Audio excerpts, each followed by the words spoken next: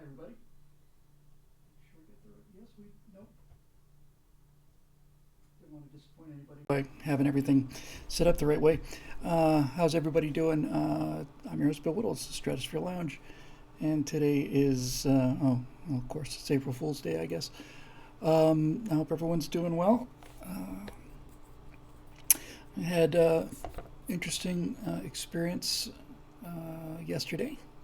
I got an email from YouTube, and the email informed me that I've had this email once before, but this one basically said,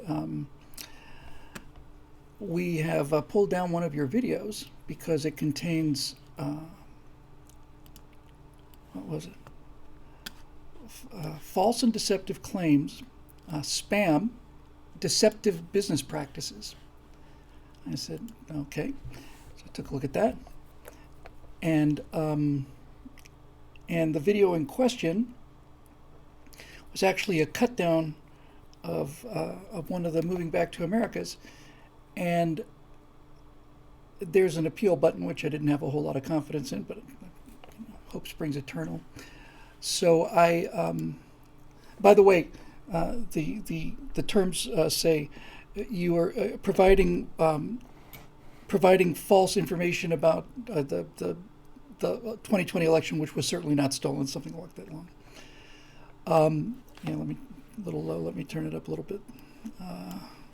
So I basically wrote back. Like I said, I didn't have much faith in this, but you never know. Let me see if that, I don't know if that'll help or not. But anyway, I decided to write back, so I did. And I said to them, listen, this video has been on your hosting platform for 4 months. 4 months. And never an issue before. So now you're giving me a strike because they actually, technically speaking, it wasn't a strike. It's a warning. The next one's a strike, I think. But basically what they said was, what I said in reply was, so you're going to go back and retroactively pull a video that you've already approved, and you used to attach, when I put that video up, you attached your fact-checking link and so on. But now you're telling me that you are going back to retroactively change the policy that video was posted on and give me a ding on this. And I said, this is like driving through a 45 mile an hour speed zone with a 45 mile an hour sign doing 45 miles an hour, and then having them rezone that area to 30 miles an hour with 30 mile an hour speed zones, and then writing me a ticket for having done 45 miles an hour when it was a 45 mile an hour zone, but now it's a 30 mile an hour zone. It's precisely the same thing. And by the way, spam was another one. There's no deceptive business practices. I asked for donations, and the donations went here. I didn't ask for donations for a non-existent cause. And furthermore, isn't spam unsolicited email or unsolicited intrusion into your life? How could I intrude in people's lives without? I don't have an email list. How can it be spam? I'm not bombarding people with links they didn't ask for. I'm not giving anything to anybody that they didn't ask for. So all of your charges are ridiculous. And 2 hours later, I get an email back saying, and I knew it, saying, well, we have some disappointing news. We reviewed your appeal and we stand by our original decision, blah, blah, blah. And this boilerplate email didn't address any of the things that I put in the appeal. And they never have, by the way. In the interactions I've had with YouTube over the years, it's just a giant wall of suck. There's nothing there. There's just nothing there.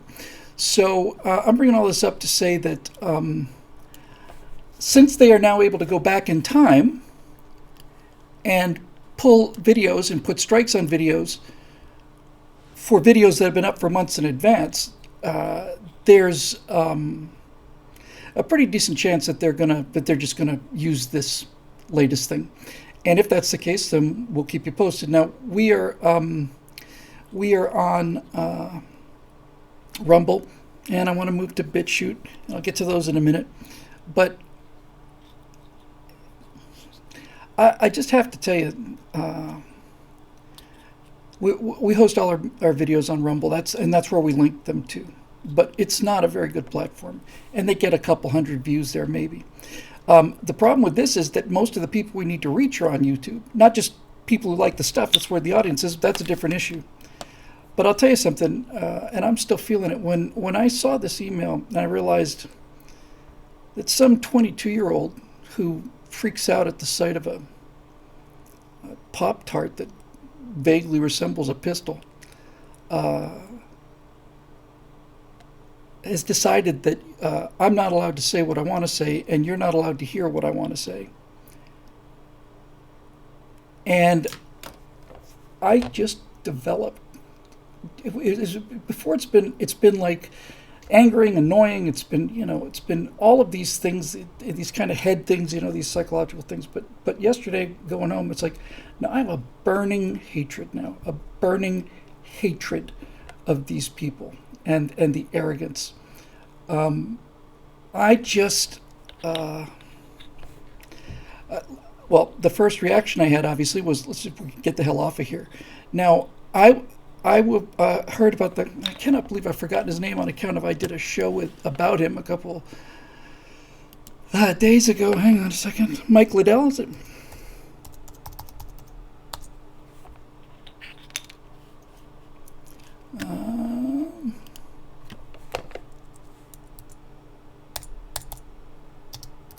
I think that's right. Mike Lindell. Yeah. I didn't get the details, but I did see an announcement where he was up there saying he's talking about a social media platform that can host up to 1 billion people, something like that. So, all these things are encouraging, but it's what's really kind of sad about this is you go to Rumble and you think, man, if there's ever anybody handed you a business opportunity on a plate, here it is. And it's just not very good. And I understand it's not an easy thing to do, but in any event, there's nothing that they can do to stop me from talking, and there's nothing that they can do to stop you from listening. There just isn't.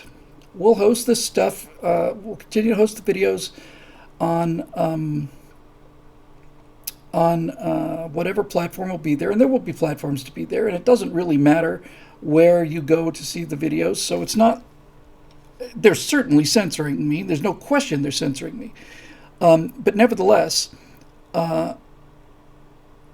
it's. It just made me want to just get the hell off of here. Now, people are saying that Steve Crowder's been on and on again, off again, and so on. I know Stefan Molyneux was just banned from YouTube well over a year ago now. And I don't know what's happened to him, but I'm sure his views have just completely tanked. So I just the arrogance of it. When I was driving home yesterday after I saw this email and after I wrote this appeal, and I was thinking to myself, I hope you guys get everything that you want. I really do. I hope you get it. I hope you get your socialism. I hope you get your speech codes. I hope you get your hate speech codes. I hope you spend the rest of your lives, all of you. I hope all of you spend the rest of your lives worried about saying something, and I hope you're constantly looking over your shoulder for the mob that you are part of to come and take you. I'm really looking forward to that. And I really, really had just visions of these YouTube people, in their re-education camps once they make the misstep, because there is no way to get around this. Stalin just executed his own people just for fun. And I want them, and I thought, this is it, I hope you get it. Now the problem is, and I don't care if they get it, they can go straight to the devil. I don't care if they get it. They want it so much. They want this repressive state. They want all this elimination of protections, free speech rights, all these things. Then great, you can have it. The question is, how do we avoid going through that? And I still don't know the answer to that, but I'll tell you the one thing that was just banging through my head a lot during the last 2-3 weeks.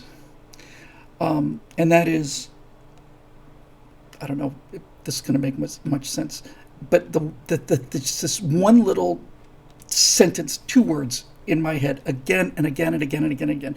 And those 2 words are privatize everything. Privatize everything. I was thinking about this with regard to the FBI. The shooter in Boulder, yeah, the FBI had their eyes on him for a long time. They had their eyes on most of these shooters. They had their eyes on the Orlando shooter. They had their eyes on a bunch of things. They had their eyes on 9/11. It's a very difficult thing for me to say these things because I grew up really admiring the FBI. This is one of the things that I admired. I thought that they handled counterintelligence and all of that stuff during the Cold War in a really remarkably restrained way. I thought they did a good job and protected American citizens, and they were the untouchables. And when there's a problem, you call the FBI and you'll get a fair and impartial investigation by the best people in the world. And now I realize it's, yes, exactly right. Tim Morris beat me to it by an instant. He said the FBI is now an enforcement arm of the DNC. That's it. Yes, that's it. An enforcement arm of the DNC. Dave Big Booty says, big fan of Ephraim Zimbalist. Not so much a fan of Ephraim Zimbalist, but a fan of Ephraim Zimbalist Jr., if that's what you're referring to. Yeah, they were, I grew up on it. I grew up on the FBI and the Untouchables and you know, all this stuff. And so I see this list of all of these shooters. Just as one example, all these terror attacks that the FBI knew about before they occurred. And I thought to myself, okay, that institution is gone, along with so many of the others. Military's next. And I'm thinking to myself, what the hell do you do about that? What do you do? Do you move to a new government? And I thought, all right, privatize everything. Privatize everything. You know, if we're going to have to live in the same physical space, at least for the time being, as these monsters, then we have to set up parallel structures for everything. And if we all have to chip in $10 a year or $10 a month or whatever for a private investigation service that is unbiased and actually looks like, you know, they're doing their job, intelligence service, fine. Hire ex-FBI guys. Hire the patriots that are no longer able to work at the FBI. And on and on and on and on and on. I'm just thinking, you know, if this government is that corrupt, that incompetent, that compromised, then we have to move. And since we live in a cyber world, we have to cyber move. I still don't know where things go in terms of the rest of it. I know I'm speaking for a lot of people out there. Obviously, I live in California, which is the belly of the beast as far as that kind of thing goes. But nevertheless, even if you live someplace like Texas or Idaho, someplace free, you still have to deal with what the federal government is doing. You can't walk away from that. You live in Texas or Idaho or some other groovy place. Not Idaho. Idaho's a pit. Idaho's a horrible pit. Don't ever move to Idaho. Otherwise, they'll never let me back there. Even then, you still have to deal with it, right? And I was talking with my wife about this, and I was actually talking to a doctor that I was had an appointment with on Tuesday afternoon, and he's from Moldova, and he looked at what's going on out there, and we talked about what's going on, and he said, "Yeah, I saw these things happening in Moldova," and I said, "Yeah, I know you did, and I saw them too from here," and if you live in Moldova and you're watching all of this corruption and oppression, then at least America is out there somewhere, right? And he started to like smile, like, you know, not in a like cheerful way, just kind of like, yeah, you're right. There's always America. Well, what do you do now? I think that if any state were to just declare itself independent, I've said this 100 times, I'm not going to go down this road again because we've been through it so many times. Any state, Oklahoma, Kansas, doesn't matter. They said, we're done with you, goodbye. That state would be the largest economy in the world in 5 years. Because all the conservatives in the country and around the world too, the kind of immigrants that you want, hardworking people, would be there. And that would be it. And that's the only way you could protect the border against Californians. And as I've said 100 times, if moving there meant I didn't get to vote, that makes perfect sense to me. Absolutely reasonable. How would you know? Moving from California? Yep. Well, you don't get to vote in this state again. That's fair. And frankly, to be honest with you, if I moved to a free country, I wouldn't have to vote, would I, really? If I moved to a free country that was run by honest people, what do I need to vote for? This is an idea it's a little shocked to discover, God, almost a decade ago now. If you live in a republic where everybody's property and rights are preserved by ironclad laws that are not violated in any way, and the government is out of your life except for running the things that the government does as sort of an administrative body, then the voting for president and senator becomes a question of who do you want to be the associate manager for this particular branch. It doesn't really matter much. So all it turns out is, is that democracy has allowed us to vote ourselves out of our republic. And we do it all the time. So a couple people in the comment section have been talking about things like, there's one thing, really, just one thing, but it did touch me off on something. I cheated a tiny little bit out of a show we shot earlier today. We did 2 more virtue signals today with Zoe. And I love doing those shows. And the first one was about self-pity, which was a member suggestion. And the second one was arrogance. And we were talking about arrogance and scientific arrogance. We were talking about the arrogance of these guys who give these TED Talks on AI. I don't want to go too far down this road either because we've been here before, but basically you see these guys who are engineers or software engineers or hardware engineers, and they're saying there's nothing to fear from AI. This whole thing about worried about AI is nothing to fear. Yes, we will build a machine that's smarter than we are, but don't worry, checks and balances are in place. Okay, first of all, again, I'm not going down this road because we talked about it so many times. I'm not confident that you can create a safeguard that will contain somebody or something that's smarter than you are. I just don't believe it. When I think about how easy it's been for humans to escape, or at least the ingenuity that humans have applied in terms of escaping, if you're telling me you've got an intelligence that's smarter than you are, and you've got it under control, I don't believe it. And that's just plain common sense, which they have none of. And and again, I'm going over ground I went over with Zoe today, but what the heck? If you, and Zoe pointed this out, he was the one who brought it up, if you nibble around the edges of the people that are saying things like this, then you can hear a really strong undertone of our time is over. Humanity's time is over. It's like, and they're happy about it. It's like, yes, we've done so much damage to the planet. We're going to create a clean silicon-based intelligence, and that will be what humanity's job will have been in the universe, was to create this super intelligence that's able to do all of these things that we're not able to do with our little meat brains and our wetware. And you can hear it. You can hear the kind of death wish in it. And I've heard it from a lot of different people in a lot of different ways. And I don't think in many cases they're aware of it. But they want that kind of, our job is to create something that will make us all obsolete. And this is the point I wanted to get to, and I talked about on the virtue signal show. I'll give you the same example that I gave Zoe a couple hours ago. I saw a segment, I don't remember where, I think it was probably a TED Talk on artificial intelligence. And there's a great story. Don't let me forget. I got to write this down because I was going to tell you about this anyway. Hang on one second. I don't want to forget this because it's a great example of what I'm talking about. Sorry. Yeah. Okay. So I saw this TED Talk, and I think it was a TED Talk, and they were talking about AI design.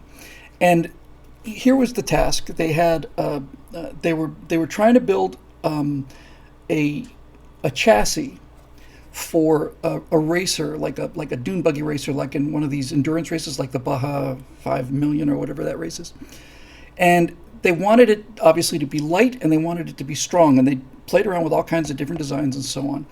And they decided to let AI have it. Now, before they did that, they had to teach the AI. And so what they did was they took an advanced chassis and put all these sensors on it everywhere. I don't know how many, 50, 60 sensors or something. And they went out and drove it across the track for a couple days. And they said they recorded billions of individual data points on stresses and torque loads and flexing and all the rest of it. And then when they finished that data into the computer, they gave it to the AI, and the AI came out with something that looked exactly like the inside of the bones of a bird. And that's not a coincidence. It basically very, very, very organic, biological looking, where the frame was still basically where it needed to be because you had to put the wheels on and stuff. But all the bracing was in very strange kind of angles and very, very, like I said, very organic, very curvy. And the guy who was doing this talk said this chassis is, pick a number, 70% more rigid, and it weighs a half of what the other one did. And I thought, wow, that's pretty cool. And it is cool. It really is cool. But here's the issue that nobody talks about, and what somebody would probably like to talk about. So now we've got a machine, we've got an AI system that is able to design structures better than any human engineer can. And the reason it can is because the AI ran something like, I don't know, was it 200,000, 200 million different iterations. They just, okay. The AI said, we got this thing, okay, that's good. Here are the loads, and this is so far the best candidate. Now let's play around with this. Let's do this a few million times. Is it better? Yes, it's better. Now this is the new standard. Now let's play around with it some more, so on and so on and so on. And that's how you came up with this incredible looking chassis. So far, so good. Hooray. But then I thought to myself, okay, so if you just extrapolate just a little bit, forget consciousness even, okay? I think that's what they call hard AI, thinking AI. Forget that. If it turns out that this is commonplace, then what do you need engineers for? Or architects? What's the point of being an engineer or an architect, structural engineer? If you know what the loads are, you give it to the AI, and the AI does something that's absolutely better than anything you could ever do in the rest of your life, because it's smarter than you are, and it's creating another version of itself that's smarter than it is. Okay, and you can extrapolate that out.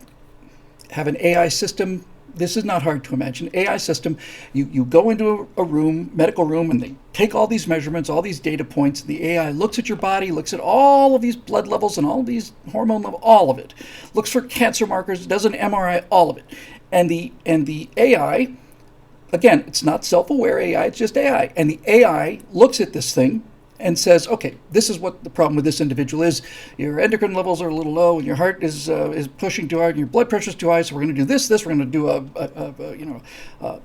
balloon thing, and here's what we do to make this person whole. And this is all good, right? This is good. Yeah, person goes in sick, they come out healthy. But then why are there doctors after that? Why? What do they do? And when you've got AI that can create music and art that's better than anything a human can create, and believe it or not, that's not out of the picture. A lot of people say, well, the AI could never be taught creativity. Oh no, the AI can experiment and experiment and experiment and gauge human responses to these experiments, and it can rapidly come up with a measure of finding out what people want to see. So what I'm saying is, so we build this thing, and this is what the AI people are calling it. They're calling it the last machine. This is the last machine. It's the last thing we ever build. It's the last thing we ever build, because once we built this, it builds everything else better than we could ever do. You could work 1,000 years on a design, and you won't be able to beat what this AI does. And as I was explaining to Zoe, I said, then why are we here? I mean, What happens to us after that? What does life look like? If AI, and I think this is entirely reasonable, let's say AI is able to do all these things, AI and robotics, and you get a source of power instead of this green power. They finally figure out, let's give this thing some power. And this thing does nothing but make the system, does nothing but make stuff and fix stuff and provide stuff. There's no super brain. Put all that aside. That's a whole different worry. Let's just say it does these things. And you don't have to work because productivity is so high now. Everything's automated. What's the big deal? So now, what do you do? What does your day consist of? What does your day consist of? In these kind of futuristic utopias, the next generation, Star Trek Next Generation future, I think they said pretty much verbatim, we eliminated the need for money a long time ago. Now humans do nothing but pursue their intellectual interests.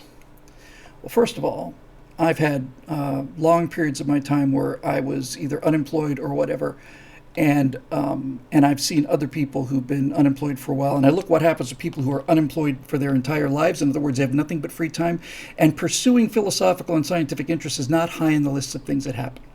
What usually happens is you end up watching the WKRP in Cincinnati marathon till 4 a.m, you sleep till 2 o'clock the next day. That's what happens when you don't have to be at work someplace, and that's just the truth. But even if you take it at its word, AI will free us all. This is the Nancy Pelosi argument. Oh, we need universal health care so that people don't have to be tied to their jobs. That way, all these waitresses can be poets and these baristas can be philosophers. No, they're not going to do that. But this is my point. Here's my point. Let's say that miraculous transformation in humankind happens. Let's say that happens. Now you can be a philosopher or a scientist, or an engineer, or whatever. Let's say scientist. You've always wanted to be a scientist. These machines have freed you from the turmoil of having to work at Wendy's or Walmart, and now you want to pursue your goals as a scientist. Fantastic, there you go. You get to be a scientist. And what are you going to discover as a scientist? You're not going to discover anything. There's nothing you will be able to discover. Nothing. Everything will be done by things that are smarter than you.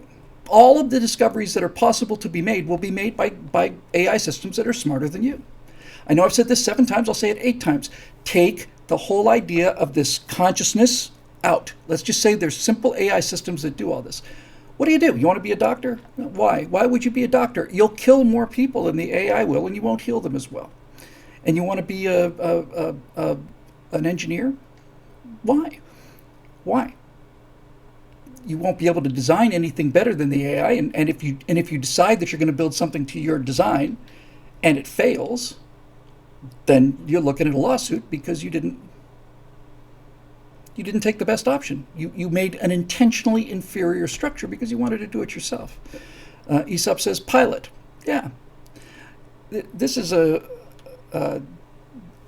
dirty little secret, but. If you've ever flown, if you've ever been a private pilot or ever hand flown an airplane, and nowadays with GPS you can look at the ground track. If you've ever hand flown an airplane and you then switch to autopilot, you will be shocked. I mean, really shocked at how much better that autopilot flies the plane than you do. Absolutely disemboweling.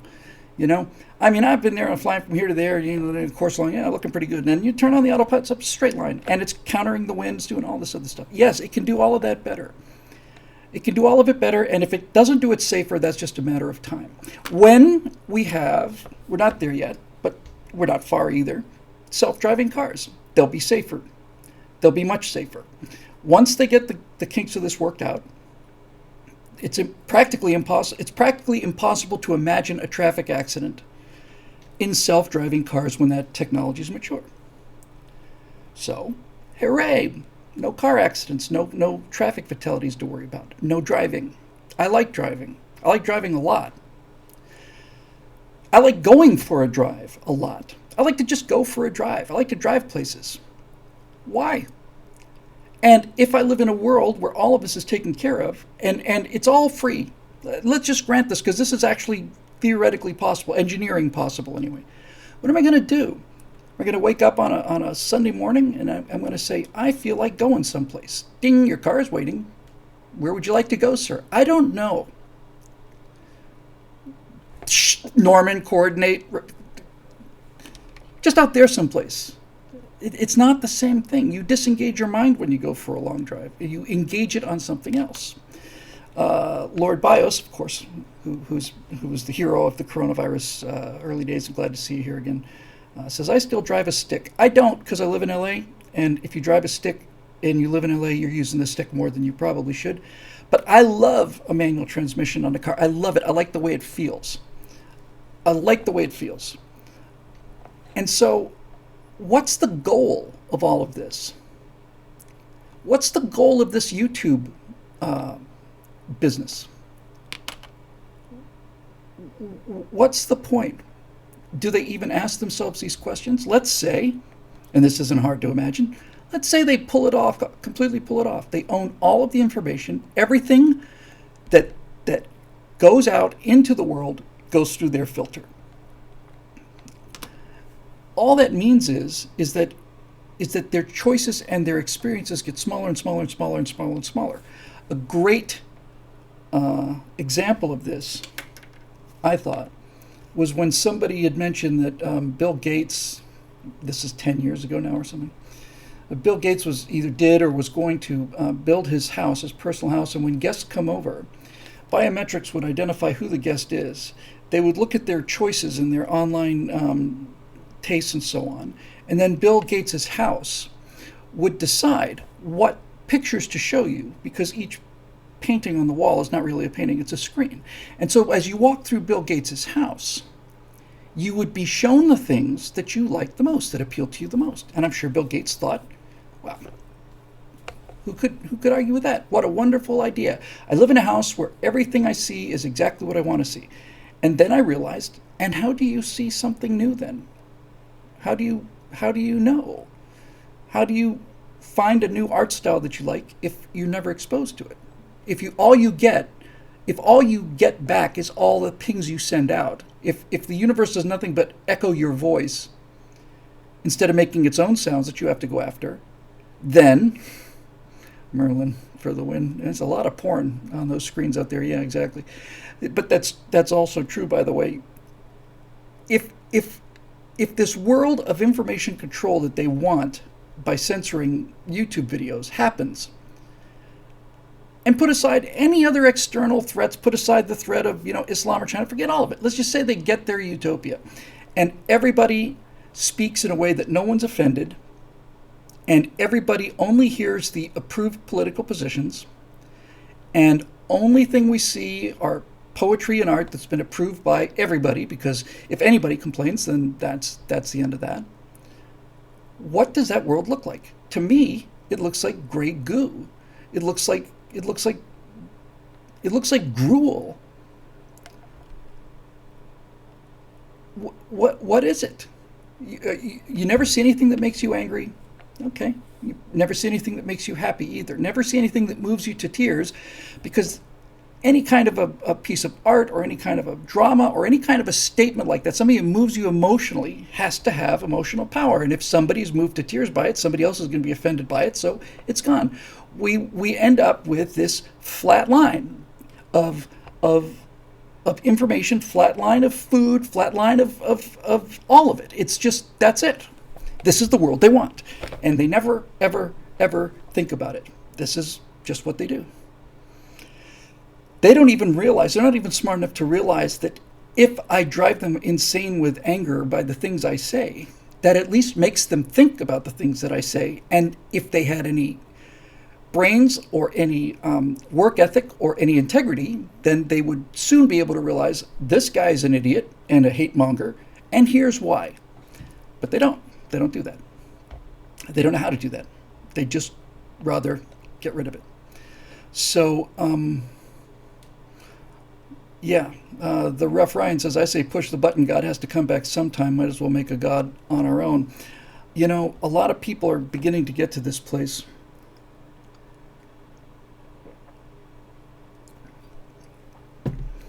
This sense of, okay,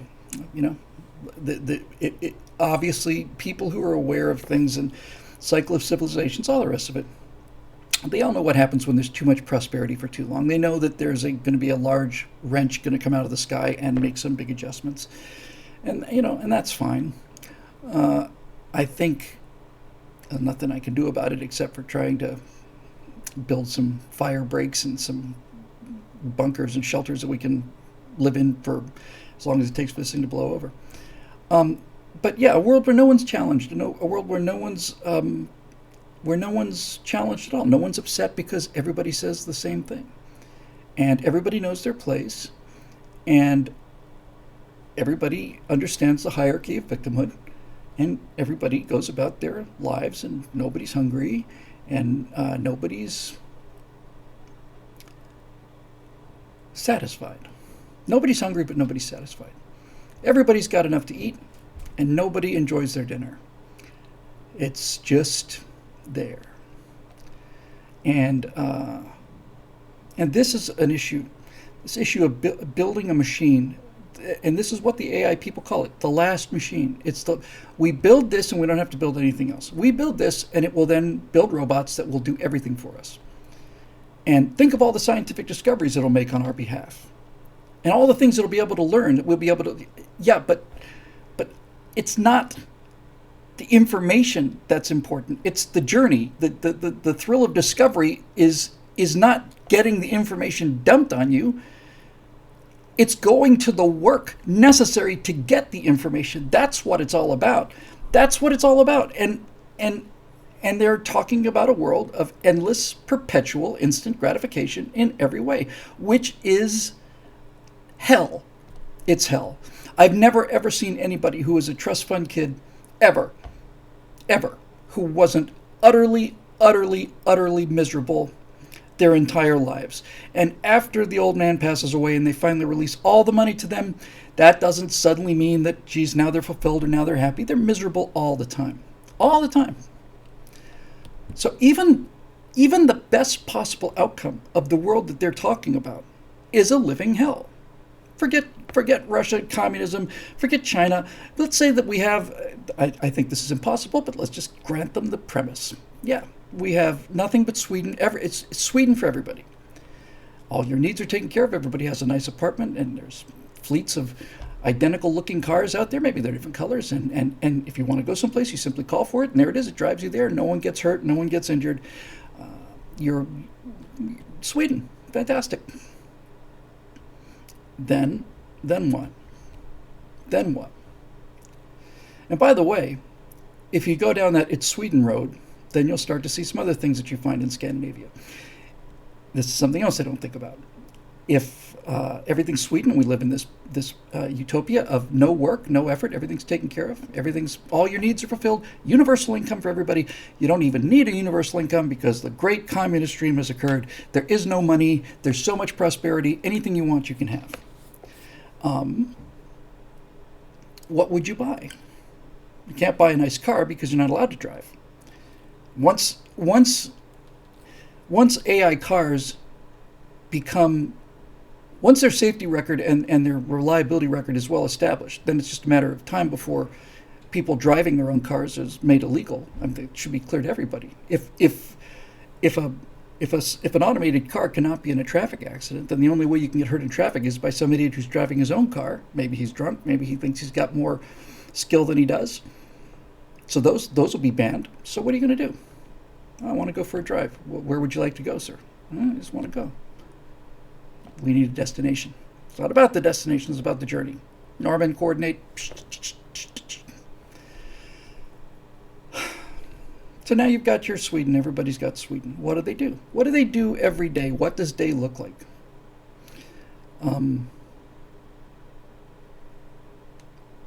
What does day look like? Mobile Moto makes a good point.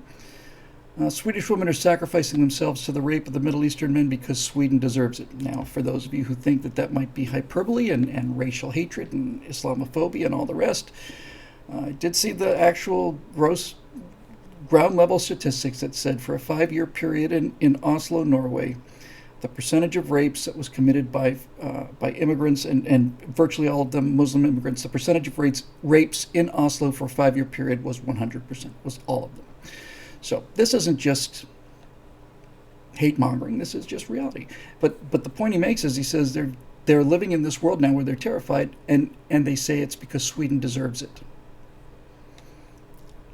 They deserve it. Why did they deserve it? Now I think I just had like kind of a breakthrough. Why does Sweden say that we deserve it? Why the death wish in Europe? And that's rapidly spreading in America. Why this death wish?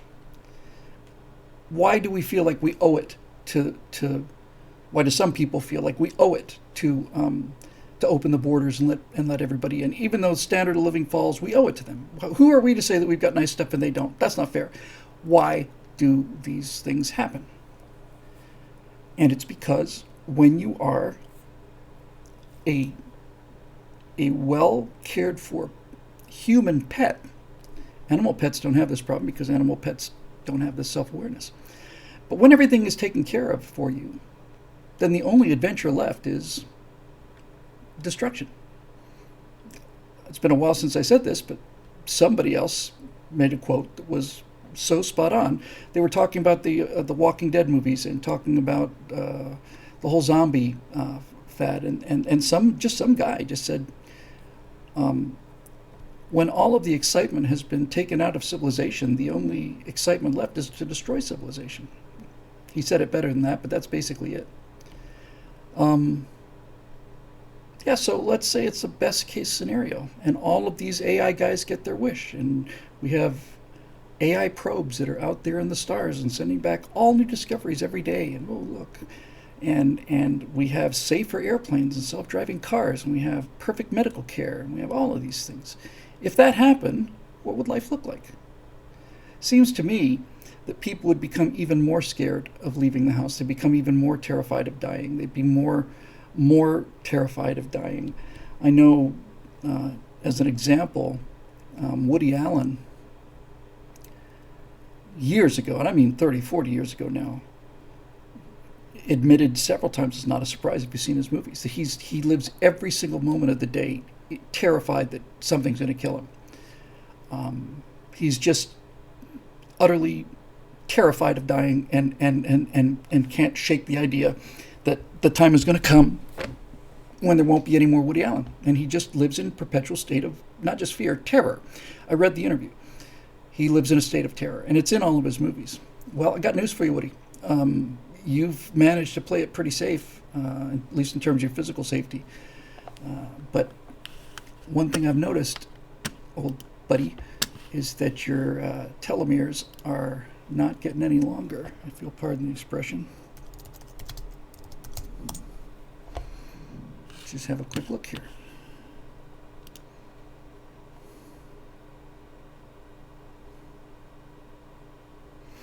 Yeah, okay. Woody Allen's 85, and not unreasonable to think that, where did I move? Not unreasonable to think that Woody Allen's going to get another 10 years at least. It's not an unreasonable lifespan. A lot of the, in fact, one of the things that's most remarkable about the Doolittle Raiders was the number of Doolittle Raiders that died in their 80s and 90s. And that's it. And Marusha Dark says, a coward dies 1,000 deaths, a brave man only dies once. People don't understand what that means. They don't really think it through. It's such a profoundly good statement. What it means is, if you expect that you're going to die every day and you live in fear every day, then you die every day. You don't ever enjoy life. You don't ever get to live life. You don't ever get to go on a zip line, or even relatively safe things like a zip line or a parasail thing in Mexico or something, because you might get hurt. Maybe you'll get hurt or you drown, and then you'd be dead, and then that would be the end of it. So we're not going to do that. So congratulations, you lived another day. So what? I remember doing a segment on that guy who was flying the powered wings with jets. 2 Frenchmen, I want to say, and they were doing amazing. They're aerobatics. They're just their body with wings, aerobatics. And this one guy miscalculates and flies on a mountain. He's killed. He's 27, 28 or something like that.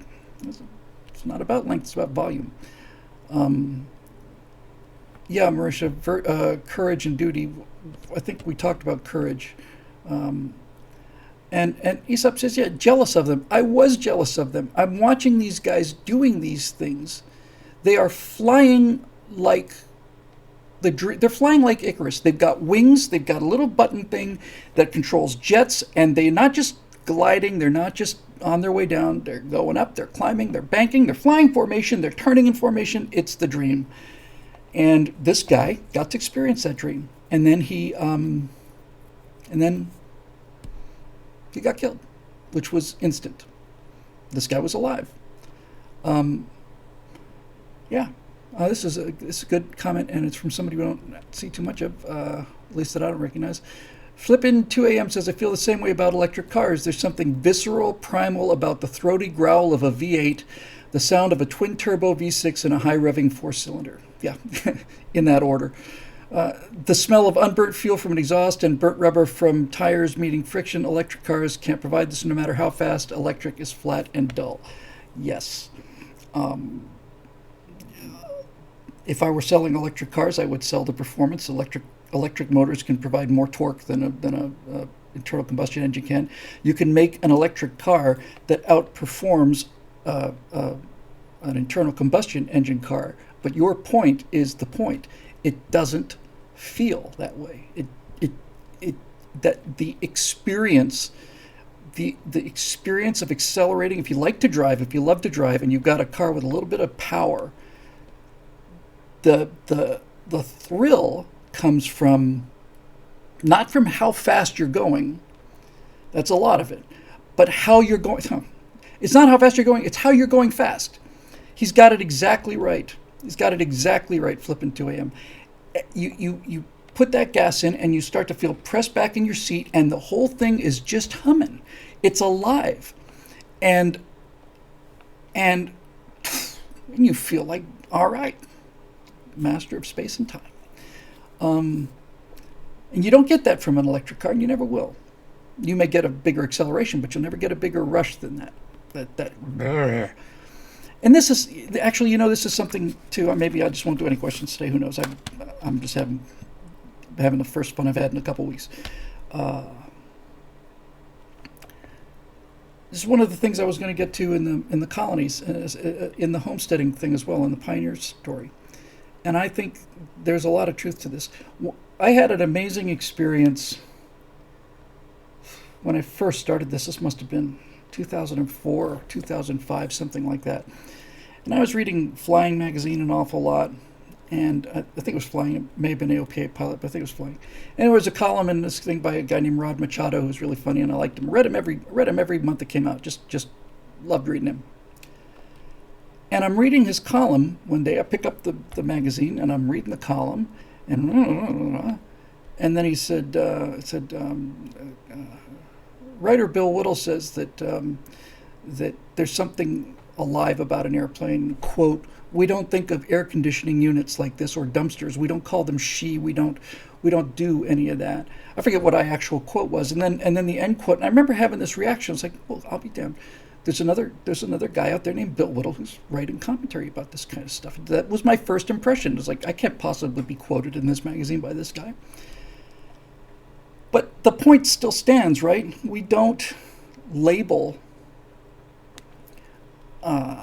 We don't think of a toaster or a laundry machine in that way. But things that move us, and I don't mean just emotionally, I mean that physically move us, they assume personalities. And the part I wanted to get to in the colonies is, I think this is virtually 100% male experience. I think it's virtually 100%. I have seen some excellent female pilots, and I can't speak for them, but I have never heard a woman talk about a machine as if it was alive. I'm not saying they don't. I'm just saying that I haven't heard it. And I know for certain fact that most women don't ever make that connection. Just don't think their brain's wired that way. Their brains are wired for other things. And yeah, Lucky 13 says Wizard 13. That's one of the Love, Death, and Robot things. That was a woman who was a pilot. It's one of those great animated shows. And she got it. So I'm not about to make this about men and women and stuff. It's certainly, at least it was, it comes with the male gender, if not the male sex anyway. And people are pointing out Serenity, and Kaylee, the engineer on Serenity, she got it. But she's an actress reading lines written by a guy. So one of the things I wanted to get to in that is having got this husband and wife and this daughter and this son. They're out in the middle of nowhere. They've got no one to talk to but themselves. And I think it'd be an interesting subject to breach about, maybe taking a risk to save a machine. The machine's just a machine. Yeah, honey, but it's not. Well, it is. I'm not going to let you go. What, you're going to go out there and risk killing yourself? There's things to go out there and risk killing yourself for, don't get me wrong. But this thing's just a bunch of bolts. Yeah, but I put a lot of my life into these bolts. It's got a personality. It made me recall the episode I did on Robin Olds in the Cold War series. The episode, one of my favorite episodes, maybe my second favorite episode after the one with the Project Azorian. But it was talking about Operation Bolo and Robin Olds and all the rest of it. And I was looking at Robin Olds' career, and he shot down. He's the first guy to ever become an ace in both, I want to say the P-38 and the P-51, I think. He got 5 kills in one, 5 kills in the other. But he named all his airplanes Scat, and it was Scat 1, Scat 2. I think the F-4 he flew on Bolo was like Scat 14, something like that. So Olds is talking about this situation. He's in a P-51. I don't remember the exact number, but for the sake of the argument, let's say it's Scat 6. And he gets shot up by his own guy in a dogfight and blows the flaps off of one side of the wing. And so now he's got this incredible asymmetrical lifting. The plane just wants to roll over and die. It was 21, thank you. So he's in this P-51 that he's got a lot of kills in this plane, and he's got a lot of time in this plane. He's got full right stick, and he's just trying to keep this thing level. And he's thinking, I got plenty of altitude to bail out. And he decides he's going to land the airplane. And when they asked him, why didn't you just bail out? It's not like we can't get you another Mustang. We're making these planes much faster than we can make pilots. And you're an ace. You're a squadron commander. Have this thing replaced tomorrow with a brand new one. Why didn't you bail out? And he said, I just didn't want to do it to the plane. We had a lot of time together, that airplane and me. We had a lot of time together. And I just didn't want to leave it. And people hear that. And you either get it or you don't. And that's part of this whole kind of discussion, What these people are trying to do is they're trying to take the humanity out of humans. And, yeah, well, thank you, Lady Hawk, for the win. Wilson, right? For the win. Thank you. Best example ever. Takes a great piece of writing, and it takes a great piece of acting. But Wilson is in Castaway. It's the definitive example of this. It is a piece of leather and rubber. And when that thing gets blown away and Tom Hanks is calling and crying and sobbing because he's let his friend get washed overboard, I mean, I'm crying my eyes out when I see that the first time. Not out of sadness or emotion. I just had something in my eye at the theater.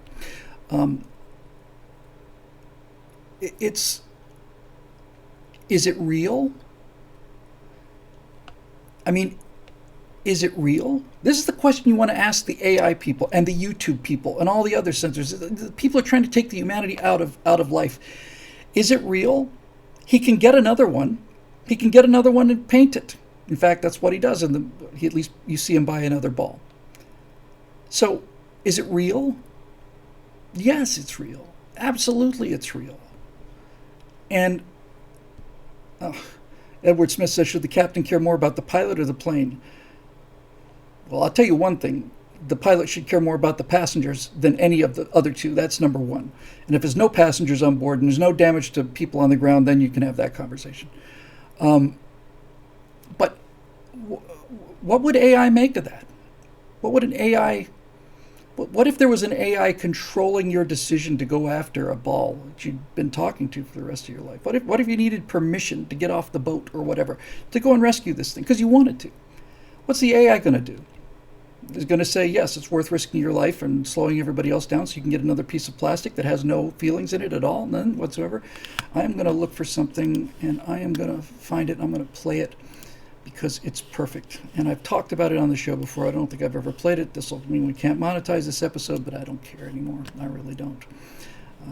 Give me 1 second, because this is great. And, of course, it comes from IKEA. It comes from Sweden, and what would you expect, because this is kind of Sweden and the shovel. Give me 1 second. Some of you know what I'm talking about.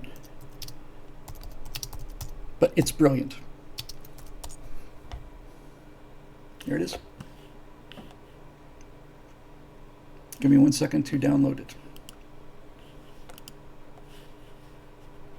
This will be really illuminating, because I think this is an interesting point as well, and a human point, and we need to talk about these things. I mean, all of us do, not just this groovy crowd. All right, that's relatively low resolution, doesn't matter. All right, so here is an ad. It is an ad that has been featured like an advertising hall of fame because it is an excellent advertisement. It's a brilliant piece of advertising. But it also points out something bigger too. So let me play this for you, and you'll see what I'm getting at. All right, let's see if we can pull this off here. All right, here we go. Come on, baby. It's a minute long.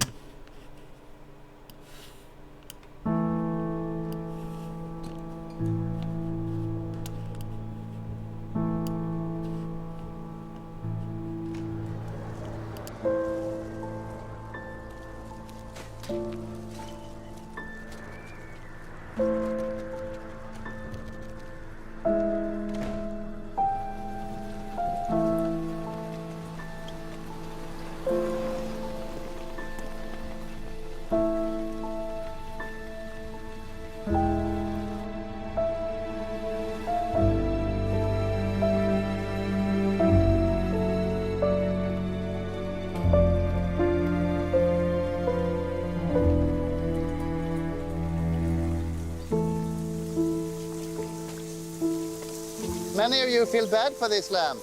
That is because you're crazy. It has no feelings, and the new one is much better.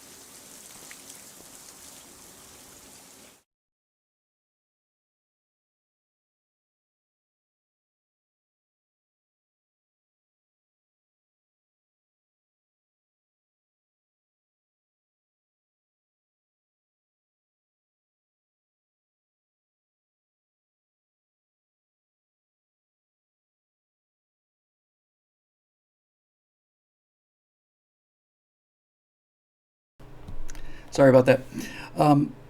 Yeah, it's not a surprise that they use that Pixar, the logo for Pixar in any Pixar film you see now is a lamp, and that's because if you haven't seen the original, they did like a 4 or 5 minute animation about this lamp, and the lamp came to life, and we're talking about things like the Wilson and so on in WALL-E, which my wife and I watched just a couple days ago, and which we loved.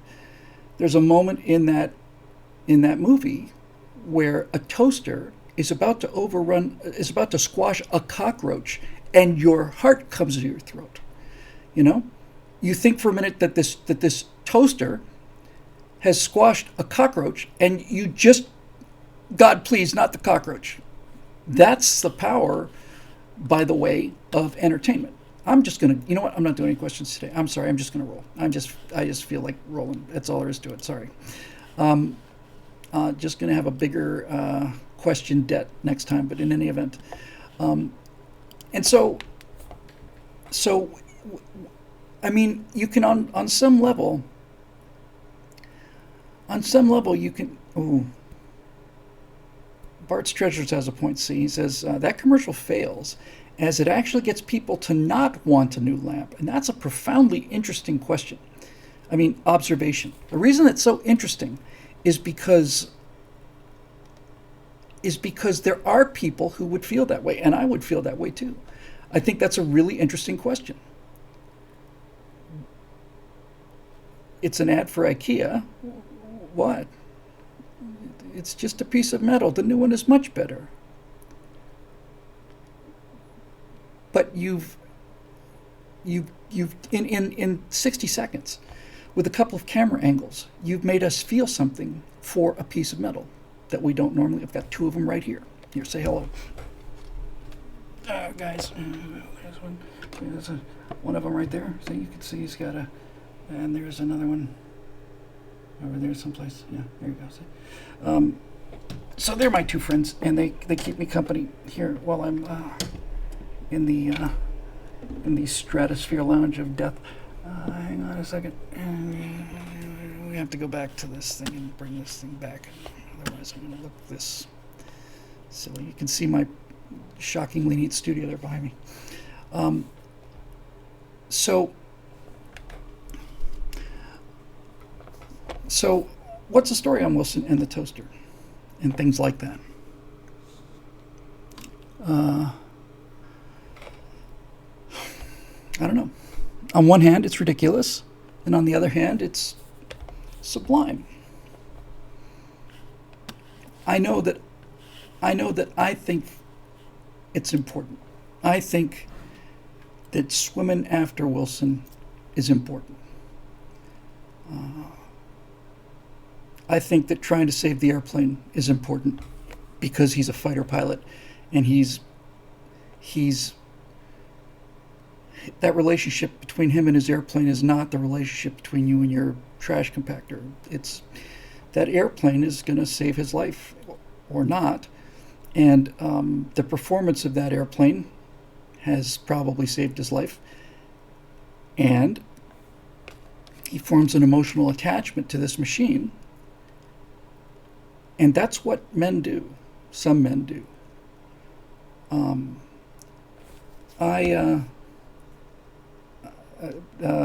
Tim Morris says that's why guys name their rifles. To be honest with you, I didn't know that they do that. But they certainly name their airplanes. They name their ships too, their boats. Anything that, it's almost always something that moves you or something along those lines.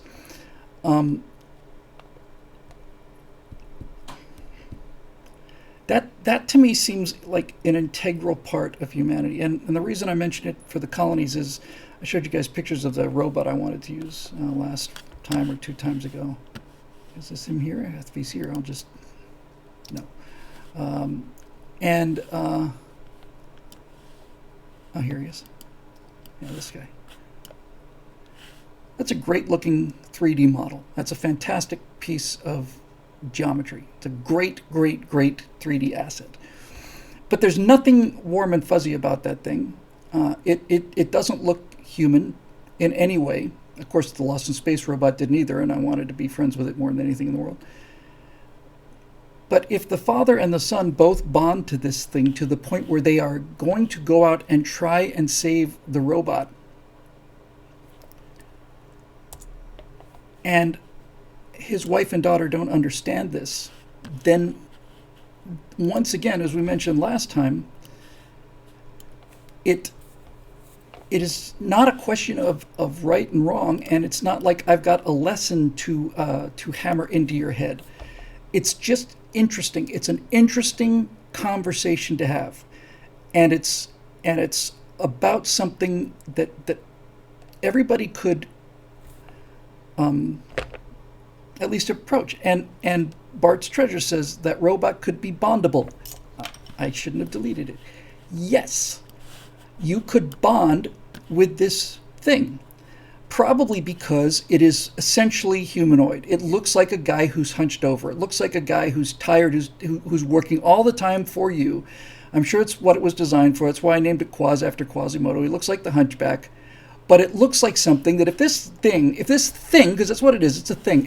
And let's be clear, it doesn't talk to you like the Lost in Space robot. It doesn't crack wise.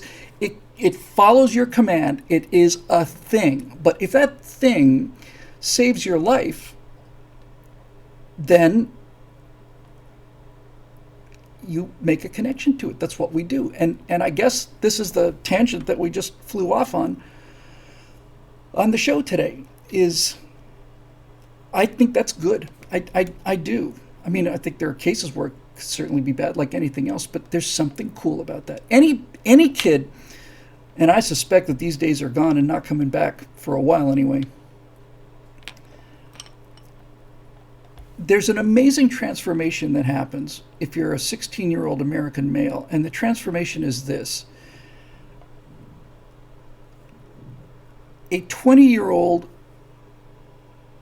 rust bucket piece of crap instantly becomes the coolest car in the world the second you buy it for $300. Because when you buy the car, you don't see the car. You're not buying the car. You're buying what you think the car can become. You're buying the promise of the car if the car got the right attention. And yes, and as Steve Darrow pointed out, the second you buy it with your own money, if it's not your own money, it means nothing. If it's not your own money, you might as well have a brand new Porsche. This is the thing that is so clear to me now as I get older and older and older. This endless parade of instant gratification is a crime. It's a crime.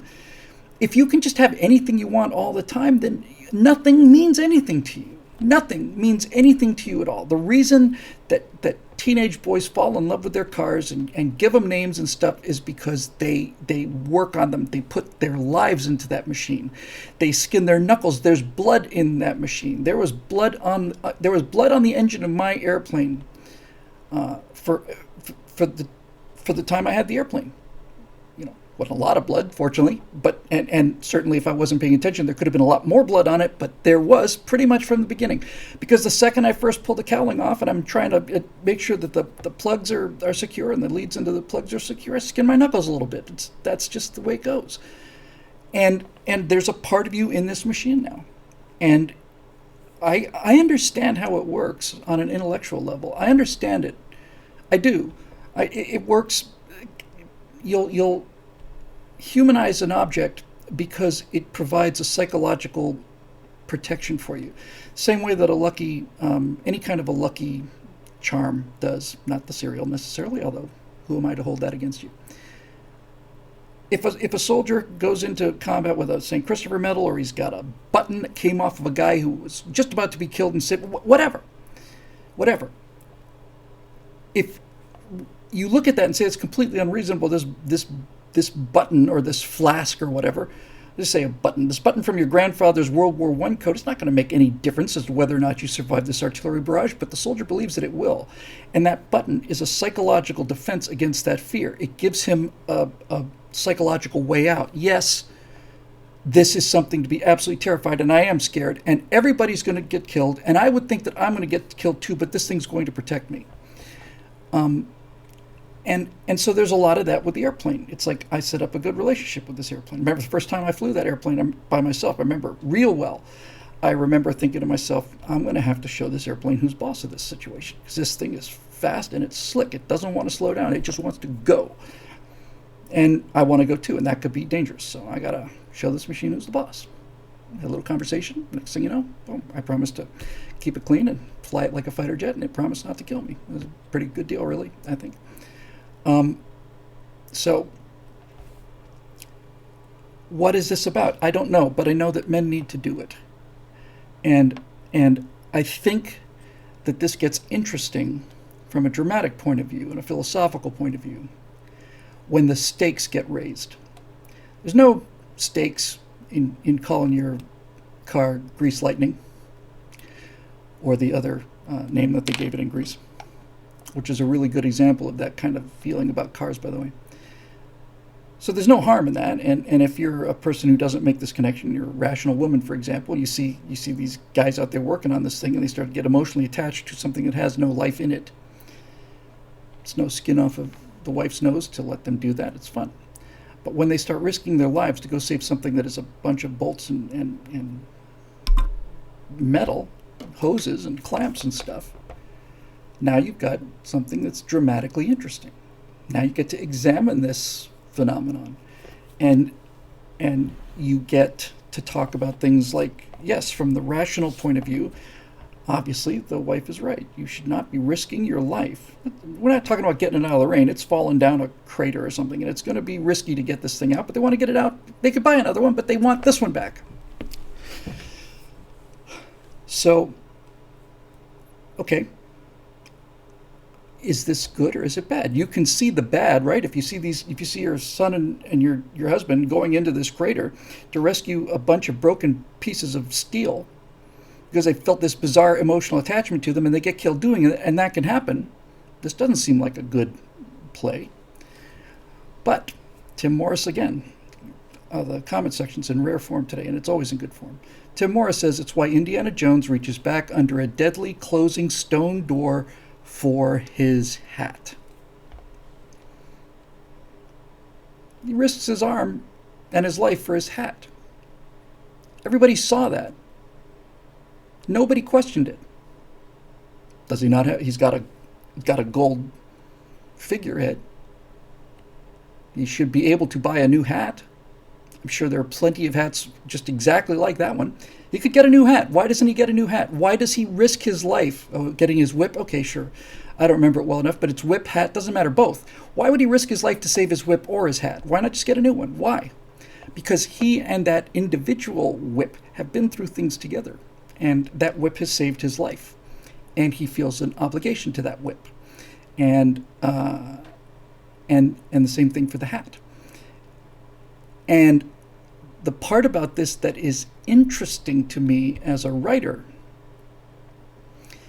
is when you see a man do that on screen, when you see a character do that on screen, it tells you something vitally important about that person. It's 1,000 words, it's 10,000 words of backstory. You don't need to know much more than that. He risked his life for his hat? Yeah. Is it a brand new hat? No, it's an old hat, weathered hat. Okay, that makes sense, because he's not going to risk his life for a hat that he bought yesterday. I can tell you that much. So why would a guy do that? And just by watching it, you don't. It's that line that's so spot on from Red Letter Media. You may not have noticed it, but your brain did. You don't sit there and go, "Oh, I see. He's going after his hat. That means he's this." You just say, "Okay, he's a guy who goes for his hat. Got it." But you know something about him. And if you never had a word of dialogue, if he was a background character and he just in the scene, he goes into the bar and he runs, the door's closing, he grabs his hat, and then the door closes, and then you follow somebody else for the rest of the movie, you'd still know something about that guy and something important about him. And this is so much fun because I learn an awful lot talking about these things, not only just hearing my own self-talk, which I'd love to do anyway, but the comments that I'm reading constantly, the feedback in real time is tremendous. It's not really real time, it's 8-second delay. Yeah, and VSE0 says it's the wristwatch in Pulp Fiction. Exactly. I basically kept your father's watch inside a body cavity of mine for 4 years or whatever, and I wanted to give it to you because it was important to him. And then Bruce Willis risks his life to go back and get a watch that doesn't work. Why not get a new watch? Why not get a new watch? It's because his father's in the watch. And it's because Christopher Walken's character is also in the watch now. It's those people inhabit that object. The father who was so determined to give it to him before he died in a prison camp, and the guy who basically secreted it in a body cavity for years so that he could give it to his son if he survived. They're both in that watch. And he's not leaving the watch because he's not going back for the watch. He's going back for his dad. He's going back for Christopher Walken's character. That's what it is. Now, this kind of thing is a little bit different than something like an heirloom or family photos. Because I just saw Highland Horsemanship say, maybe I'm just a rare odd woman. That's not on you, that's on me. It's my vision, honestly, I beg your pardon. Maybe I'm just a rare odd woman, but it makes complete sense to me. There's no question that women identify with physical objects like mementos, or what's the word I'm looking for? I'm not gonna cheat. Souvenirs, because here was something that was on our wedding day, or here was something that was on our honeymoon or whatever, and here's this thing, and having it on my shelf reminds me of that. That's a memory connection, and people will risk their lives for those kind of things. When a house burns down, the thing that people miss the most are not the expensive things. They're the priceless things.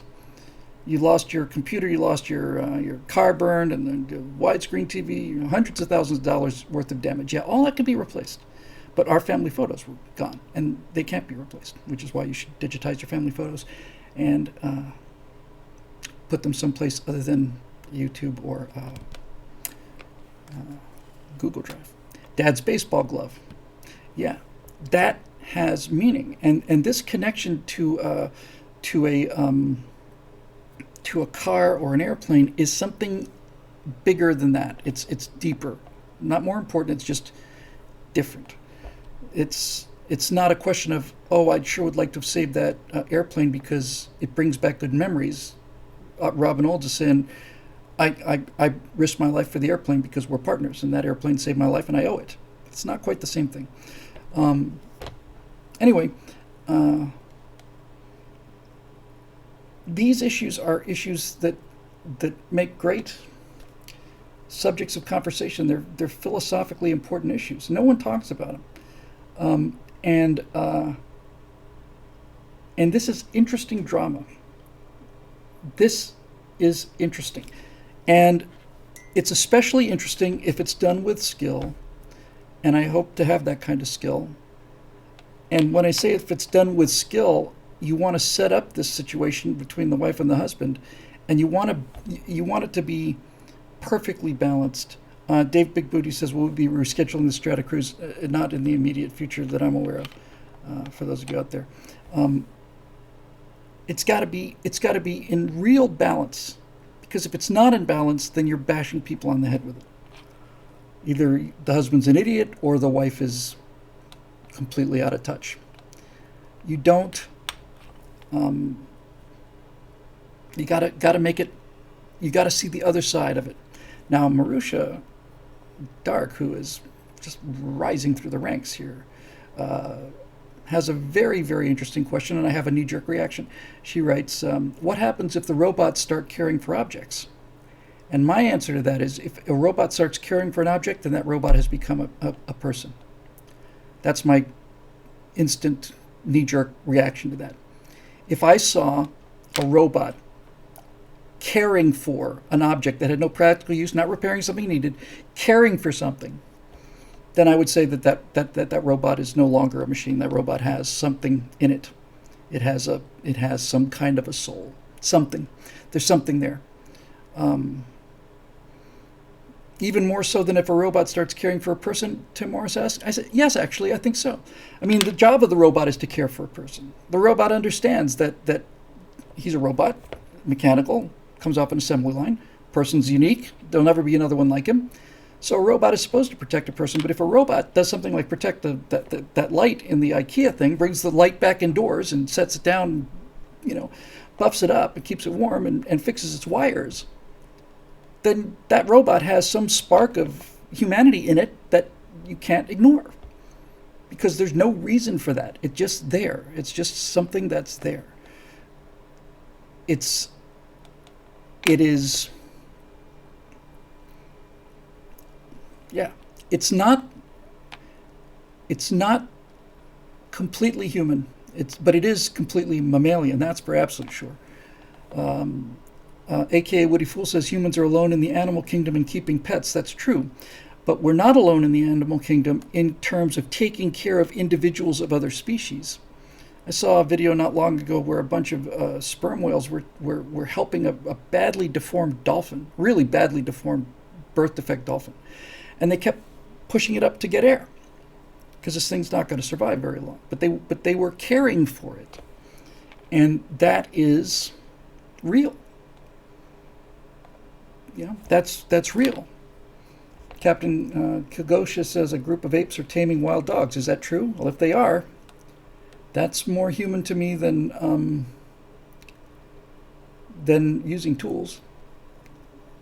It's the scientific explanation is the limbic system that sits over your reptile brain. It's the brain, part of the brain that mammals evolved. Mammals bear live young. They don't just leave eggs and then walk away. And even animals like mice still have to take care of their children for a little while anyway. And they have an emotional connection, and countless stories of animals in a state of grief. There's no question about it. Stories about, dogs, owners die and they just sit there at the door and wait. It's like that incredible episode from Futurama, which is one of the most poignant emotional things I've ever seen, about Fry's dog. And Fry disappears. He goes 1,000 years in the future. The dog doesn't know that. The dog just waits for him until the dog dies. This is real. This kind of stuff happens. And you see chimps that lose their parents, and they just sit in a tree until they die. And whales and elephants, and all of that.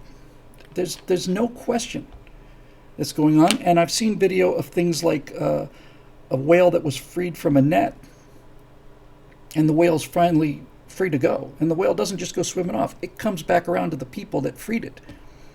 And it thanks them. There's no other word for it. It just thanks them. I've seen videos recently of a pair of gray whales, mother and calf, out in the California Channel out here, I guess. And this is a newborn gray whale. And the mother, and there's a little whaleboat there, not one of the big ones, a little whaleboat there. And the mother steers the calf towards the boat. And then all the humans reach over and they're petting it on the head and stuff. And then the mother gets her nose underneath the calf and lifts it out of the water so that humans can get a better look at it.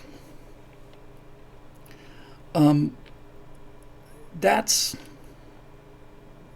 something going on there. And I think there's something more human about that whale than there is about guys like the president of Twitter. I think that whale's a lot more human than that thing is, that robot. So I don't know. I do think that you can connect these things in the way that we connected them here in this last hour and a half. You can. We started off with a political idea. They want to censor me. They want to live in a world where there's no stimulus. They want to live in a non-humanized world. Here's the threat of AI, and then next thing you know, here you are. And the reason I'm so interested in this, and the reason I bailed on the questions tonight, is because the more I think about this, the more important it gets to me, and I think to many people.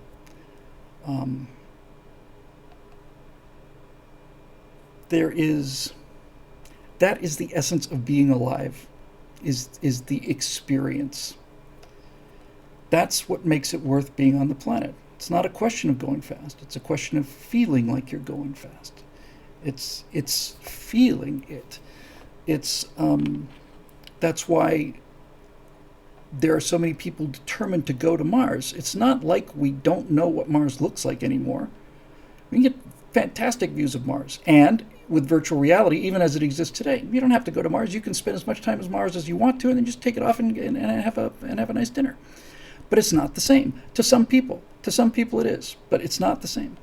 And this emotional connection to machines is fundamentally human. It's what we are. It's why we're here. And you can't take the humanity out of humans. And that seems to be happening everywhere we look. They are trying to find machines and systems and technology to make our lives easier, and I'm in favor of that. I'm glad I don't have to go down to the river to wash clothes. That's a good thing. But when they take all of the humanity out of it, you have to ask yourself, why are they not thinking about this? Or have they thought about it? And as I think is true in many cases, they think it's good. They think it's good that we're gone. That's our job. Our job is to create this new race and launch it into the stars, and then we can go extinct the way that we're supposed to, and then the Earth can go back to being green again. George Carlin, I thought, was in many ways, really kind of a despicable person. But he was an absolutely brilliant comic, and he didn't put up with any BS. And there were moments, whether you like what he's saying or not, well, he's just a brilliant, brilliant guy. I just thought as he got older, he got more and more misanthropic. Now maybe that was just the act. But he was coming down about these people that are saying they're saving the planet, and this must have been 20 years ago. And he's like, stop, stop telling me that you're doing this to save the planet. And he had a line, I forget what it was exactly, or something like this. He says, who knows? I mean, maybe the reason humans are here is because the Earth needs plastic. And I thought, yeah, who can say? There is an awful lot of it. Woody Fool says, we will create a new race. We will have become God. That's the first lie in Genesis. Exactly.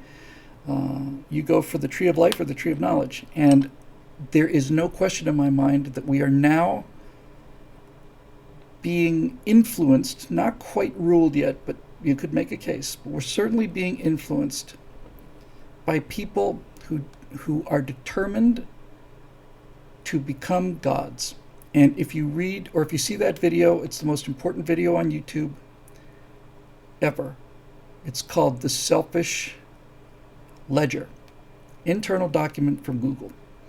If you haven't seen it, just search YouTube for the Selfish Ledger. I'll put a link here in the comment section. I think I can. Give me 1 second. Where did you go? This will make your blood run cold. Made my blood run cold. I ran a whole firewall about this thing. As a matter of fact, it's so damning I can't believe it's still up there. I guess they use it as a recruiting tool.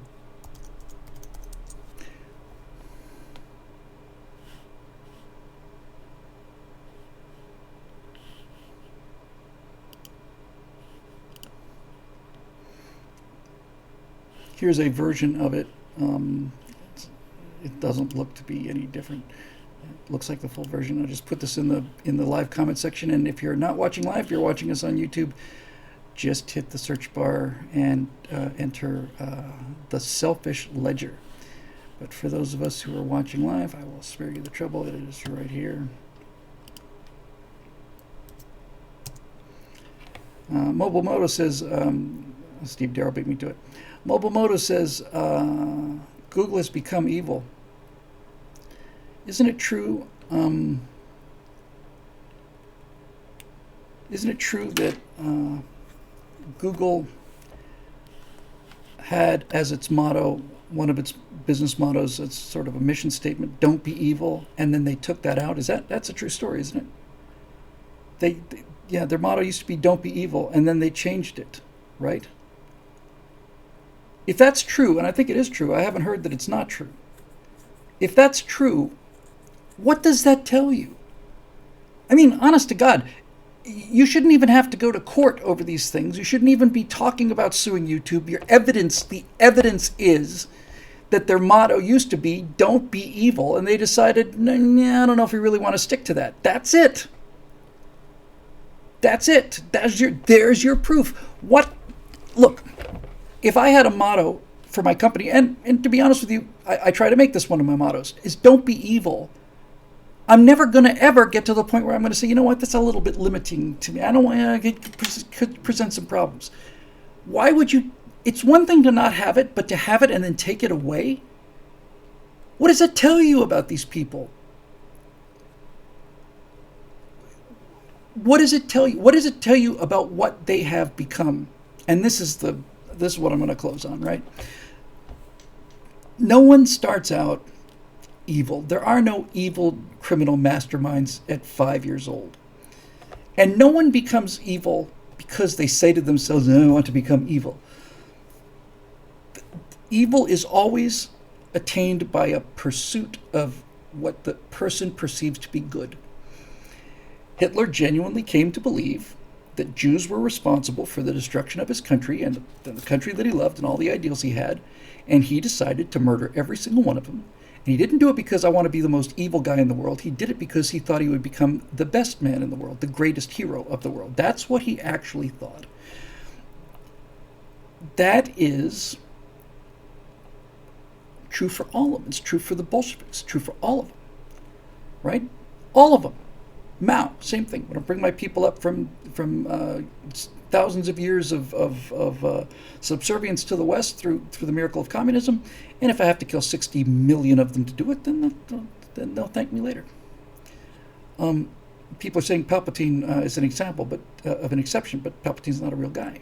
And by the way, that's why it's lazy writing. Nobody ever decides they're going to become evil in the beginning. And I don't think anybody even really... I don't think Hitler thought he was evil when he shot himself. I think he was evil, but I don't think he did. And it's the pursuit of what you perceive to be good. And where you cross the line is where you let the ends justify the means. Once you do that, then you're lost. And that's what I think happened to Google. Google wanted to put together some of you are old enough to remember when there were a number of different search engines. None of them worked particularly well. You're trying to find something on the web, which was orders of magnitude smaller back then, by the way. And you'd go to, web crawler or all these other different search engines, and you're trying to find this thing, and Google came along, and Google became the search engine because these two guys invented something called fuzzy logic. If you misspelled a word, their software could see that you're trying to spell bureaucracy even though you're spelling it bureaucrasy. So they started out trying to do good. And YouTube started out trying to do good. It was in their mission statement. It was a place for everybody to have a voice. It's probably still in their mission statement. A place for everybody to have a voice. That's what YouTube was about. And then it got bought by Google, and then Google removed Don't Be Evil. And now it's not about a place where everybody can have a voice. It's a place where everyone can have a voice so long as they agree with me. There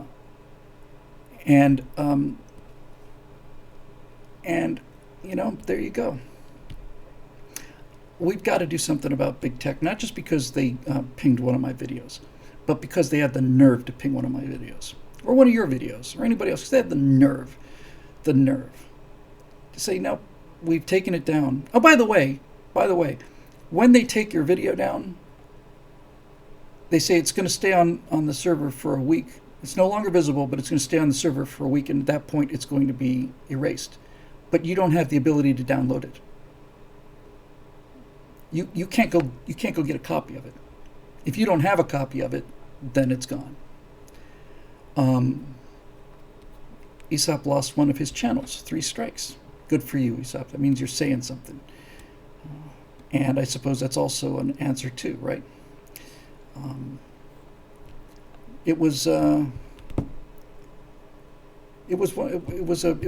one that got pinged was. Yes, nothing's ever erased, of course, Roy, you're right. It's not going to be erased. It just will be unavailable to me or anyone else. Thank you, Walzard. But you can't go get it now. It's like, we've removed it, and you can't touch it. So, that was a bit of a shock. Anyway, it's Larry Elder said, Lady Hawk says, what took him so long? Well, you finally arrived. They'll play it for us in the re-education camp, says John Galt. And we all joke about that, We joke about it all the time. Well, at least we can listen to it when we're in the re-education camp. I have to tell you something. All of this is real. All of this stuff is genuinely terrifying and happening and all of that stuff. But I do not for an instant think I am ever going to be in a re-education camp. Not because they don't want to do it, just because I'm not going. I'm just not going. And I'm not. I'm not going to do it. One of the things that's going on right now, and this is the most alarming thing, it's not the individual things. It's the dynamic. It's people being afraid to express themselves. It's people being afraid to say something because they think that the woke mob will come after them. Moral courage is a bell curve like everything else. There are people who are very easily intimidated, then there are some people who will die rather than be intimidated. And then there are the big majority of the people in the center of the bell curve, and that bell curve is being pushed. And more people are being intimidated by this. And the problem with this is that this becomes a self-fulfilling prophecy. If people don't stand up and fight it, then there's no evidence for other people that you can stand up and fight it. That's the social proof. The social proof is, I better not say anything about this. And your social proof is because no one else is saying anything about it either. And the two people that did say something about it have been deplatformed or fired or whatever. What they don't realize is that by keeping your head down, you are providing another example of somebody not saying something. And you may not think that you don't influence things, but you do. And you have to speak up. Martin Archer says HR departments love re-education camps. They do. I've only been through one. I've only worked with one company I ever had to deal with HR, and that was back at PJ Media. And there was a day when we were told everybody had to be there for HR was running a sexual harassment. What do you call it? Clinic, exercise, whatever.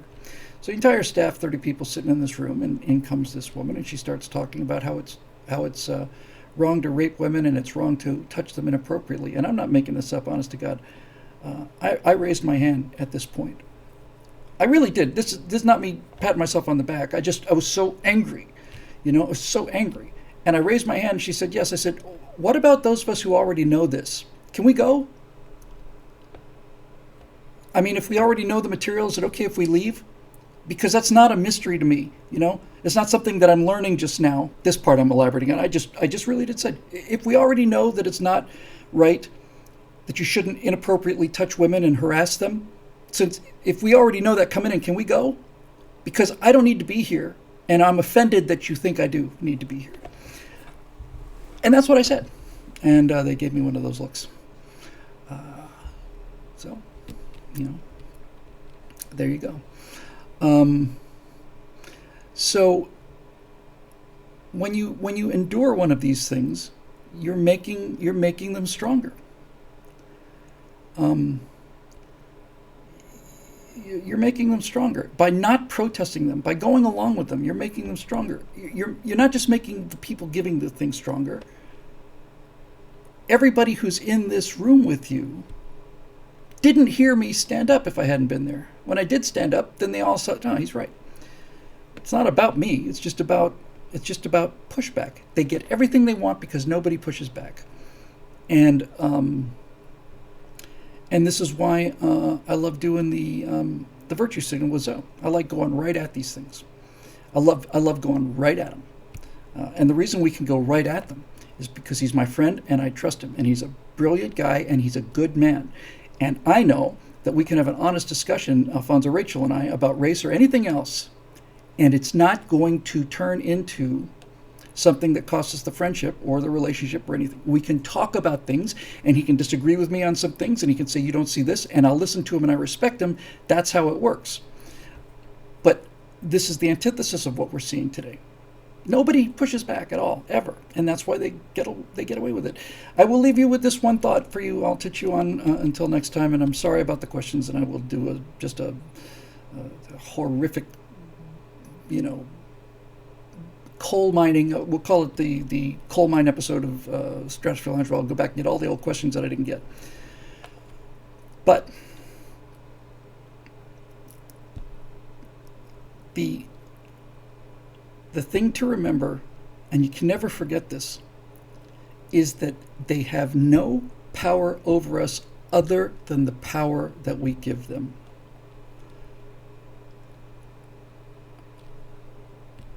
And we'll close the show with the same example that we opened it on. YouTube has the power to censor me because I agreed to put my videos on their private property, which was a mistake. But there you go. They have no power over us that we do not give to them. All of the power that makes you say, "Oh, I don't want to say that, I might get called a racist," that you have given them the power. They don't have a gun to your head. They don't have a gun to your head. They're not making you shut up. You're making yourself shut up. And I'm not speaking to this audience because this audience is obviously very different. I'm just speaking to people. One, the British one, they have power over one. They have one is not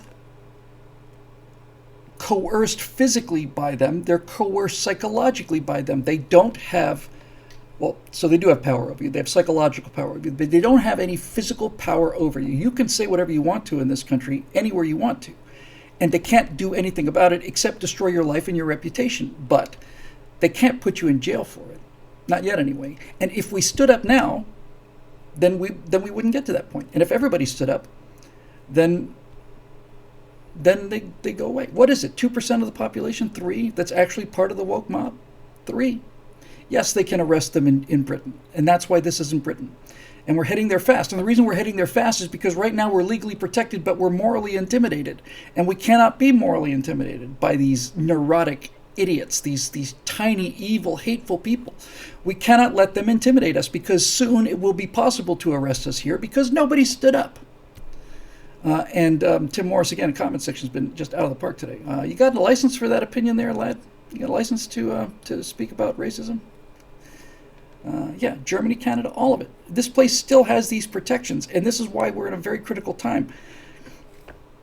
You've got to speak up, and you've got to take the risk. And what we find is, the practical result of this is that people that do stand up to them not only don't get blown away, they get rewarded.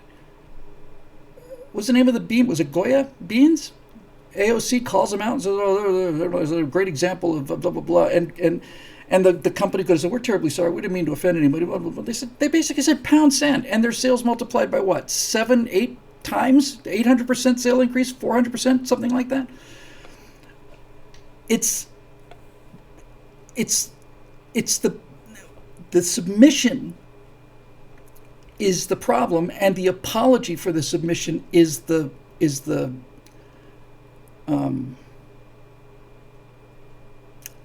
you say something that offends half the country, okay. Now, if you apologize, you've offended the other half of the country. Now, nobody wants you. So do what Goya did. They made AOC, as Lady Hawk points out, made her the employee of the year, employee of the month, something like that. She sold more beans than anybody else on our sales staff ever has. Barack Obama sold more guns than anybody else ever has, although I think Joe Biden's going to break that record. So I would just leave you with this as something to think about. They do not have any power over you that you don't give them. And I want to address this one last thing, because this is right on the point.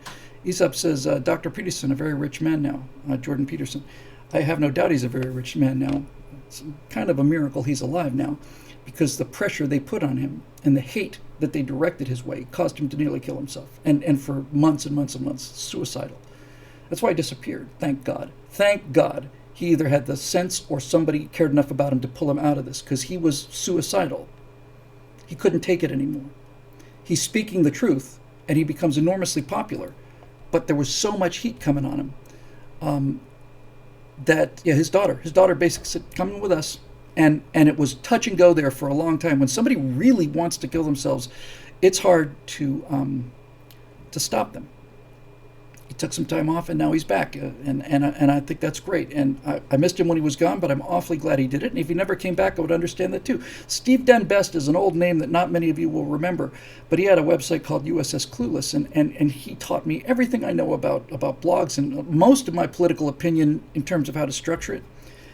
And he had the brilliant blog, and then he just stopped. He just said, "I'm done talking about politics. I can't take the hate mail anymore. I'm just done with it.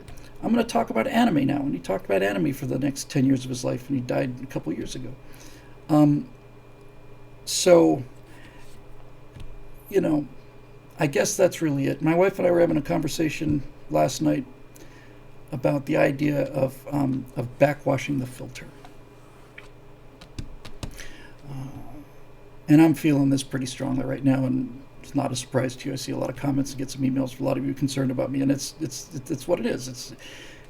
If you are going to filter truth, if you're going to have a flow of information going through this filter, and my job is to is to stop the poison and try to make sense of what's coming through on the other end of it. Then the poison builds up at the interface between me and this information vortex that I live in, that I choose to live in. So far, so good. But whenever you have a filter, like a pool filter, I learned this when I first moved to Florida and we had a little pool. It just stopped working. The water just started getting murky. And it wasn't a question of chlorine, it was just not filtering. And I learned that you had to go back and throw a couple valves and you had to crank this handle, and all of a sudden this green gludge just comes out. And then the filter's clean because the flow went the other way. Pushing, trapping. You got all this gunk on this side of the filter. Water comes the other way, blows it off, down it goes, and then the next thing you know, you're filtering again, doing great. But the point I made to my wife is, and this is an important point about backwashing the filter, that filter will function for months or years, 24 hours a day. Just filter stuff forever and ever and ever. And it takes 60 seconds to backwash it. 60 seconds it takes to clean that thing out. And I'm not trying to cry here or anything, but I feel really trapped here. I do. I feel like we have all these new members, and if I don't put out something today, if I don't put out a Moving Back to America today, I'd cut way back on them for a couple weeks because I'm trying to save my voice. But I just have this thing. If I don't do this show today, if I take a week off, then this whole thing's just going to collapse. It's neurotic, and it's a result of a clogged filter. It's a psychological problem, and I need to address it. And I do need to take a little time off. There's a chance that we might get a chance to see my stepdaughter again in Mexico in a few weeks, and I very much want to do that. That would take me away from 4 days, so I'm kind of saying, you know what, I'll just tough it out until then, and so on. But in any event, I definitely need a little back pressure.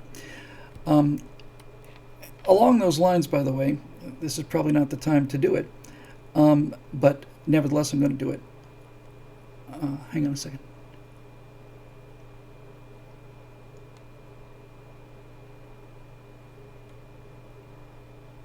Sorry.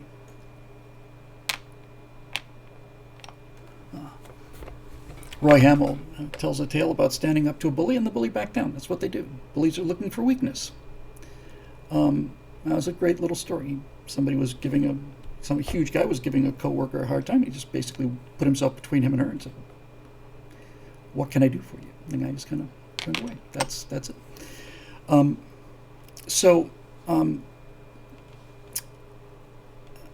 So anyway, this is one of the things I did want to announce, and how many people do we have left in here? Is anybody still watching this thing? Wow, 83 of you. I tried very hard to turn the Moving Back to Americas into, basically into mini firewalls, written things, because I like the written things that I did. And what I found over the last 3 weeks was what I had suspected, and that is that it just doesn't get done. It just doesn't. So I have come up with a new schedule that I think will work, and we'll do this for a while, for a couple weeks anyway, because I've got to get those shows back up. I got to get them back up. So my current production schedule is Tuesday at 10:30. I do 5 right angles, and Thursday at 11:30 I do 2 virtue signals. Those are the only things I have that, and Thursday nights I do Stratosphere launch. Those are the only things that are locked down, Tuesday and Thursday. So I think what I will try, and this is an official announcement, is I will try to do a Moving Back to America live on Monday, Wednesday, and Friday, and not at 8 o'clock, but at 9 o'clock. That'll get me considerably more sleep. So I would expect, thank you for all the kind birthday wishes, guys. It'll be a week from tomorrow, or a week from today. I think it's a week from yesterday. Yes. So I guess next time I see you, I'll be 62. Hooray. Although it is better than the alternative. So for at least the next week or two, Monday mornings, Wednesday mornings, and Friday mornings, for those of you with the stomach for it, we will be doing Moving Back to America live, and that way I'll at least get something. And let me tell you why that's important for those of you who are saying, take a break and stuff. When I was doing a show a morning, doing it live, when I was finished doing the solution is to do it live, but then pull it up, is to edit it. That's the best possible world. Live is just horrific. But if it's a 35 minute, 40 minute show and I get it down to 17, 18, it's pretty good. So, where's I going with all this? Oh, if I got the Moving Back to America out for the day, I could do other stuff and feel good. And if I didn't, like I didn't during the last 3 weeks, it pushes me into the ground all day, every day. If I didn't get that show out that day, I carry it around all day, and I'm not taking it out on Natasha so much as I'm just not much fun to be around, because I feel like, okay, I've got here's something else I didn't do today that I needed to do. A few people have asked, well, why don't we get Zoe to do more stuff, or Scott, or whatever? And the answer is because I've asked them both, and neither of them can do it. Scott's kind of tied up, and so is Zoe. I would love to have them both do programs. Made an offer to both of them to pay them to do extra shows, and I'd love to see them. But I think Monday, Wednesday, Friday might be good. That means I don't have to talk too much on any given day. Give my chance to rest my voice a little bit. And to be honest with you, the reason that it's so hard is because I'm not making any progress on the stuff that's going to actually change the world. I would like to do a show. I'd like to bring back what we had at the beginning of the pandemic when Scott wasn't working. I'd like to do the Zoom call with members. I'm going to see about whether we can do that or not. Anyway, that was a 2-hour rant, a little under. It was a fun show, though. None of that was possible without the comment section, because this is a two-way conversation. I say something, somebody makes a comment, I go, that's really good. So if you're one of the many, many people who are not watching live, I think there's 85 of us live here, something around that neighborhood, and probably 3,000 or 4,000 on YouTube. It's fun to see you live, and unless something comes up, I will see you next time, which should be the 8th of April. So, that'll do it for this edition of the Stratosphere Lounge, made possible by the members here at BillWhittle.com. Old and new, thanks to all of you, and thanks for keeping the lights on here and letting me do this for a living. I never, ever cease being grateful about it. There are days when I want to kill every single one of you, but nevertheless, I would do it with gratitude. Anyway, they can beat you down, but they can't keep you down, and that's all we have to remember. That's the lesson of the 20th. It's the lesson of the first quarter of the 21st century. They can put you down, but they can't keep you down. So we'll see you tomorrow, and 9 o'clock here. And we'll see you next week right here on the Stratosphere Lounge. So thanks for being with us. We'll see you then.